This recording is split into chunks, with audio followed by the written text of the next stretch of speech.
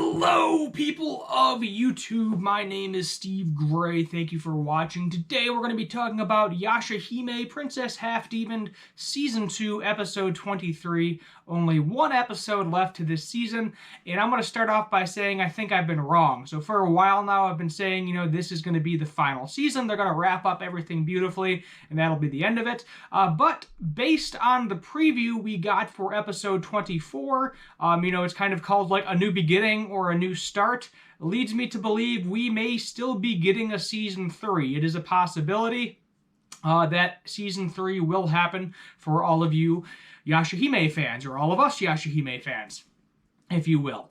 So let's start off this episode exactly where it begins. It actually starts off pretty sad. So we have Toa on the ground with the Kyokan sword above her head, held by Mr. Kirin, and then Riku jumps in out of nowhere, pretending to attack her, saying, I have to attack and kill the ones I love, or some spiel like that. It's all just a giant, massive, big distraction. No big deal. We think Riku's crazy for a couple of seconds. We think, maybe he's going to kiss her, which he never does. So we never got to see that Riku-Toa kiss, as a lot of you have wanted to see. He then goes and attacks Mr. Kirin, at which point Mr. Kirin attacks him. The distraction works, and Toa is able to attack Mr. Kirin and cut off his right arm as Kirin Maru got his right arm cut off. And he kind of disappears and fades off into the distance, and we think he is dead. And I say think, because if you've already watched the episode, you already know what happens. We'll get to that in a moment. So Riku is on the floor dying, and basically he said, I finally understand. I actually can't kill the ones that I love. Basically, referring to Zero. He never really truly loved Zero. So he can't kill Toa because Toa is the first person that he truly loved, and he mentions that, he respects her, loves her, cares for her deeply, and that he was glad to have lived as long as he did in order for him to meet Toa finally, which was kind of a very nice end. And then he turns back into Kirin Maru's horn, and then Mr. Kirin, I believe, turns back into Kirin Maru's arm. It's kind of the only thing that's left over after he disappears. And then Toa actually takes that horn and puts it in her vest, which we'll talk about that a little later as well. So at this point, Mr. Kirin and Riku are both dead. So we kind of fast forward to Rion. She's still being held up. Toa, Setsuna, and Mora are now all fighting against her to a certain extent, cutting these strings of fate, or threads of fate, if you will. And we get to hear, her in her heart. Basically, she loved her father, but at the same time, she was sick of seeing him fight, sick of being in dangerous situations, and she wished that she didn't go in dangerous situations. When the Great Dog Demon cut off Kirin Maru's arm, she wished that was his last fight. At that point, he was like, okay, he finally got defeated. He can stop. We can move on and do other things. And it wiped the smile right off her face. She smiled because she liked seeing him happy, and kind of vice versa. They both smiled at each other, and she loves her father. It was kind of a nice little heartfelt moment. At the same time, while that's happening, Kirin Maru and Sesshomaru are going at it pretty good. And then we learn that Sesshomaru is actually trying to teach Kirin Maru a lesson. Sesshomaru is actually winning this fight fairly easily, slashing Kirin Maru up fairly well.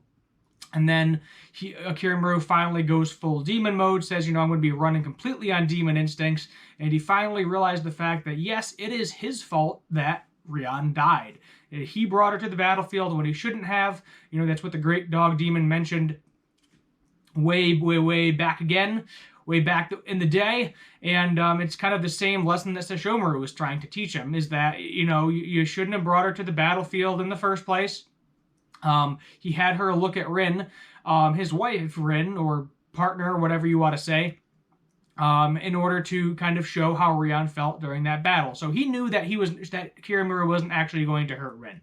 So he had no problem with her staying there. That's the reason she stayed there, because he wanted to show him how Rion felt in that moment, because Rin looked scared and terrified. She had no idea what the heck was going to happen, and that's how Rion felt every time Kirin Maru got into a battle. So he finally gave into the fact that, yes, this is my fault. I shouldn't have brought her to the battlefield in the first place. and it kind of reconciled himself to be able to go full demon mode where he could fight against Sesshomaru, and Sesshomaru, slashed him down. He used his full demon mode as well, at which point Rian uses the Threads of Fate in order to suck Kirin through a portal to bring her father back to her. She tries to touch him, but she cannot. At this point, Rian is basically a ghost, I think is the best way to describe it. She's see-through, transparent, can't really do anything. And then Mr. Kirin's ghost comes. That's right, Mr. Kirin is not dead. We see his glasses float up. He becomes in this giant, like purplish, blackish blob, and says you'll never be able to touch him ever again, and kind of absorbs Rian into himself to a certain extent. He actually transforms into the half-demon that killed her and starts chasing her, terrifying her. Kirin says, fight. Setsuna, Toa, Mora I'll say fight, fight. Toa then uses the Kyokan sword in order to try to absorb some of the demon energy. Rian then is also able to generate the sword and slices him in half, finally killing Mr. Kirin, finally standing up and fighting, because she always said, she's like, if I was only stronger, if I only did this, if I only did that. She didn't really know how to fight. She only knew how to run away. And she finally learned how to fight in that instant, at that point in time.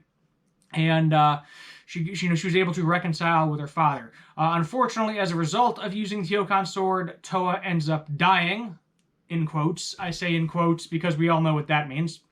So she is basically a husk. All of her cone is drained. She comes back as kind of like a sparkly spirit, says, hey, use my body, Rian. Well, you can reconcile with your father, and she does. She goes into Toa's body. She doesn't look like Toa, though. She actually does transform back into her normal self. And she's sitting there we see a thread of fate attached to Kirin. At which point, she asked, hey, Setsuna, can you do the honors and cut it so we can both go into the afterlife, which Setsuna does. And they both go into the afterlife. Kirin sword fuses with the Kyokan sword, which was basically Rian's sword the entire time anyway. And there's this giant, crazy mirror thing. It looks really cool. I thought we were going to get a new weapon, but no, that's not the case. And as kind of a thank you, Rian is able to bring Toa, bring her cone back. Apparently, Tetsaiga doesn't have the ability to do that, so Sesshomaru wasn't able to bring her back to life in the first place, and Toa's fine. Is basically the gist of it. Toa's fine, Setsuna's fine, Mora's fine, everybody's fine.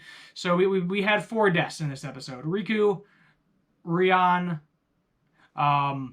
Kirin, and Kirin. So all 4 pretty much of, Riku and Rian weren't really an enemy. But your main bad guy is done. Rian's spirit is at rest. Riku's done. Mr. Kirin is defeated as well. So all the bad guys are essentially defeated at this point in time. Is a good way of looking at it.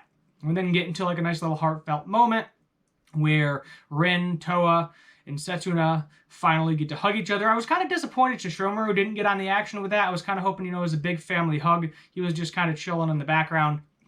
But they finally got their hug from their mother, which was very nice, very sentimental. We get to see, Mora, Kaigome, Inuyasha all hanging out, all the different demon slayers and all the other characters hanging out. And it's kind of a nice little wrap-up to this arc. And it seemed like a final episode because they were playing the end credits. The music, typical outro music was going on. And I was like, oh, are we not getting an episode 24? But yes, we are getting an episode 24. And I believe it was titled like A New Start or A New Beginning, which leads me to believe that we will be getting a season 3. Overall, I'm going to rate this episode 8 out of 10 because the reason I'm rating it 8 out of 10 is because they do what they've been doing, where they kind of either drag it out or, it's really slowly paced and then it goes like super fast in half a second. That's kind of where my rating's coming from. The fighting was great. The action was great. Story was fine as well. But I did not particularly care for the pacing because everything just kind of happened all at once in one episode. It wasn't spaced out. You could have made the Mr. Kirin fight a little bit longer.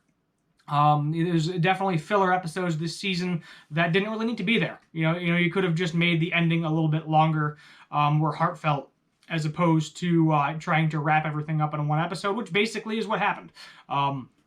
Everything got wrapped up in a neat little bow to a certain extent in this episode, and we don't really know what's going to happen next episode. It feels like a filler episode based on the preview. The preview makes it look like a filler episode, so it could just be like a happy-go-lucky thing where, you know, the girls are going on a mission, and that's kind of what they're going to be doing from now on. Or it could, you know, just be like a little wrap-up combination of the two. I'm not really sure. It sounds like Mora has a new bounty hunting job. Looked like Kagome wasn't too happy about it at the time, even though Mora has kind of been on her own the entire time anyway.